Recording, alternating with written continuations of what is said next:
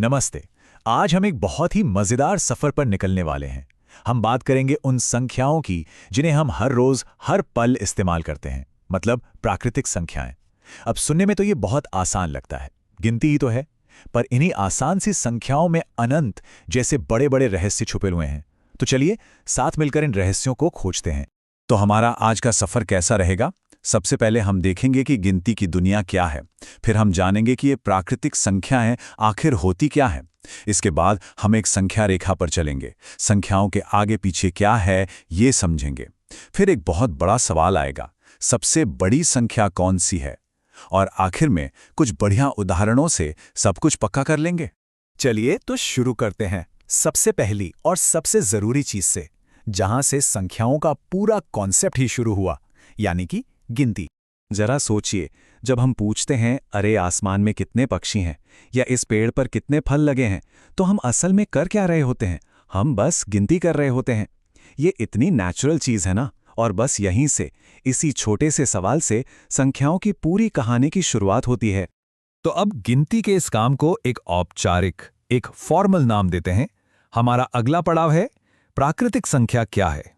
इसका जवाब बहुत सीधा साधा है। जिन संख्याओं का इस्तेमाल हम चीज़ों को गिनने के लिए करते हैं, जैसे 1, 2, 3, 4 और इसी तरह आगे बढ़ते जाते हैं, उन्हीं को प्राकृतिक संख्याएं कहा जाता है। आप कह सकते हैं कि ये हमारे गणित के ब्रह्मांड के सबसे बेसिक बिल्डिंग ब्लॉक्स हैं। और ये एक बहुत बहुत ज़रूरी नियम है। हमारी गिनती कहाँ से शुरू होती है? हमेशा 1 से, है ना? इसीलिए 1 ही हमारी सबसे पहली और सबसे छोटी प्राकृतिक संख्या है। ये हमारा स्टार्टिंग पॉइंट है। अच्छा, अब इन संख्याओं को एक सीधी लाइन पर रखकर देखते हैं, इससे इन्हें समझना और भी आसान हो जाएगा। तो तीसरा भाग है संख्या रेखा पर सफर। चलिए अपने मन में एक सीधी लाइन की कल्पना कीजिए, एक लंबी सीधी रेखा। अब उस पर बराबर दूरी पर कुछ निशान लगाते हैं और हर निशान को एक नंबर देते हैं, बिल्कुल क्रम में, 1, 2, 3, 4 और आगे। बस यही तो है हमारी संख्या रेखा। अब इस संख्या रेखा का एक बहुत सिंपल सा लेकिन जबरदस्त नियम है। आप इस लाइन पे जितना दाईं तरफ जाएंगे, नंबर उतना ही बड़ा होता जाएगा, और जितना बाईं तरफ रहेंगे, नंबर उतना ही छोटा।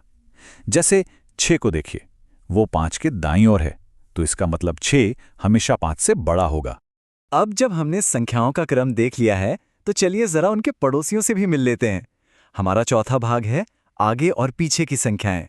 हर प्राकृतिक संख्या का सिवाय 1 के 2 पड़ोसी होते हैं। एक जो ठीक उससे पहले आता है, उसे हम कहते हैं पूर्ववर्ती या प्रेडिसेसर, और जो ठीक बाद में आता है वो है अनुवर्ती या सक्सेसर। ये कितनी कमाल की बात है कि संख्याएं इस तरह एक दूसरे से जुड़ी हुई हैं। और इनको ढूंढना तो बच्चों का खेल है। किसी संख्या का अनुवर्ती जानना है, बस उसमें 1 जोड़ दीजिए, और पूर्ववर्ती जानना हो तो बस 1 घटा दीजिए। बस इतना ही। और ये सब हमें एक बहुत ही गहरे और सच कहूं तो दिमाग घुमा देने वाले सवाल पर ले आता है। 5वां भाग, सबसे बड़ी संख्या कौन सी? कभी सोचा है इस बारे में कि सबसे बड़ी प्राकृतिक संख्या कौन सी है? मतलब क्या कोई ऐसी आखिरी संख्या है जिसके बाद गिनती खत्म, एक फाइनल स्टॉप? पहली बार में यह सवाल बहुत आसान लगता है ना? दिमाग में शायद कोई बहुत बड़ी संख्या आ भी रही होगी, 1 खरब या 1 गूगल। पर क्या वो सच में आखिरी है? जवाब हमारी सोच से कहीं ज्यादा दिलचस्प है। इसका लॉजिक बहुत ही मजेदार है। दुनिया की कोई भी कितनी भी बड़ी संख्या अपने मन में सोच लीजिए, कोई भी। सोच लिया? अच्छा, अब क्या हम उसमें 1 नहीं जोड़ सकते? बिल्कुल जोड़ सकते हैं। और जैसे ही हम 1 जोड़ते हैं, हमें उससे भी बड़ी एक नई संख्या मिल जाती है। और यहीं पर मिलता है इसका हैरान कर देने वाला जवाब। कोई सबसे बड़ी प्राकृतिक संख्या है ही नहीं।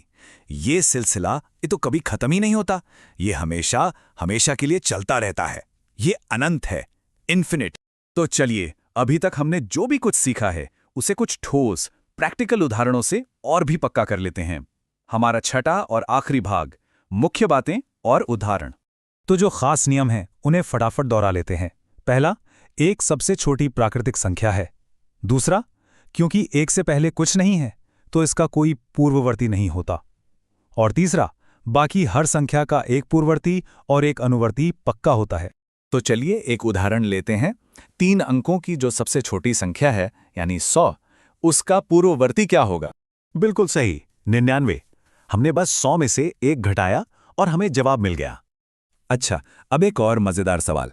4 अंकों की सबसे बड़ी संख्या कौन सी है? 9999 है ना? तो इसका अनुवर्ती क्या होगा? जवाब है 10,000।